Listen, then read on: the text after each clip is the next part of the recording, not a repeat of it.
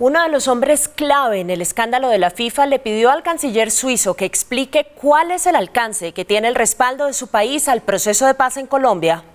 El 3 de octubre, tras la derrota del sí en el plebiscito, Timochenko se apresuró a decir que no había posibilidad de renegociar el acuerdo porque ya reposaba en Suiza. Ha sido firmado como acuerdo especial y depositado ante el Consejo de la Confederación Suiza en Berna.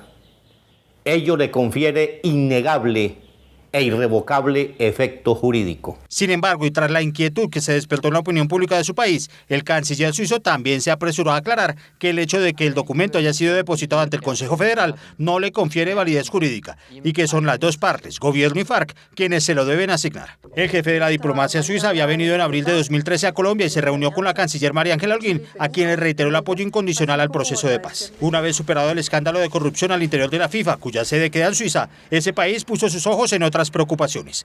La paz llegó para quedarse. Por eso, tras la declaración de Timochenko, el canciller suizo está a punto de enfrentar una tormenta política. Uno de sus mayores contradictores, Rino Buchel, lo citó la semana entrante para que explique cuáles fueron los compromisos que adquirió en su visita a Colombia y si entre ellos estaba o no darle peso jurídico al acuerdo de paz. Buchel fue uno de los hombres clave en el escándalo de la FIFA. En su país lo llaman el azote de Joseph Blatter y fue quien propuso que los directivos de la rectora mundial de fútbol debían someter sus cuentas bancarias al examen del gobierno suizo. En declaraciones a Florian Schaub, uno de los periodistas y blogueros más importantes de Suiza, Buchel dejó entrever lo que piensa sobre el tema. Hay que aclararles a las FARC de manera terminante que Suiza respeta los resultados de votaciones democráticas, ya sea en el interior o en el exterior. El panorama tiende a complicarse luego de que la oficina del canciller recibiera esta semana varias cartas pidiéndole que no respalde el acuerdo de paz, entre ellas una campaña vía internet adelantada por change.org, un sitio en el que se recogen firmas virtuales para diversas causas en todo el mundo.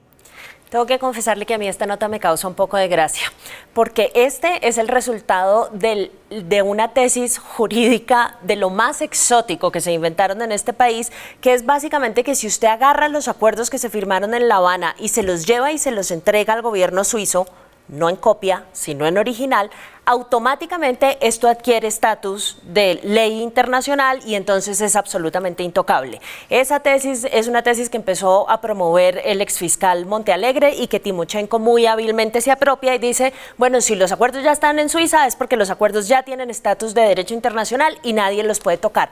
Y resulta que cualquier persona que haya tomado una clase de Derecho Internacional 101 sabe perfectamente que así no se construye derecho internacional. Y lo que está pasando en Suiza es simplemente la reacción obvia frente a lo que parece ser una lectura de Timochenko de que el gobierno suizo está apoyando los acuerdos por encima del resultado del plebiscito. Sí, pero Sandra, además, metámosle un elemento más para facilitar la interpretación. ¿Por qué Suiza? ¿Por qué Berna? ¿Y por qué la Cancillería suiza? Sencillamente porque allá se depositan unos acuerdos que están cubiertos bajo la normatividad internacional de los derechos humanos, bajo los acuerdos de Ginebra, que establecen que dos partes que estén en conflicto pueden hacer un acuerdo especial y ese acuerdo especial se depositará allá, depositar, no es legitimar, ojo, depositará allá y si las partes lo terminan acordando, queda cubierto por ese derecho internacional humanitario. Ahora, usted bien dice, Sandra, el hecho de que esté depositado un acuerdo allá, si las dos partes no terminan aceptándolo y ratificándolo, pues termina quedando allá depositado, guardado en una caja, pero eso no le da ningún tipo de legitimidad. ¿Qué se necesitaría para que ese acuerdo hubiera sido finalmente ratificado en Colombia? Lo había dicho el canciller justo antes del plebiscito. Dijo, número uno, el plebiscito lo va a ganar el gobierno. Por lo tanto, inmediatamente queda ratificado este acuerdo o por lo menos se abren los espacios jurídicos para hacerlo. Y si se llega a perder el plebiscito, por lo menos el Congreso tiene que ratificar el acuerdo, como ratifica un acuerdo comercial internacional, un acuerdo entre partes.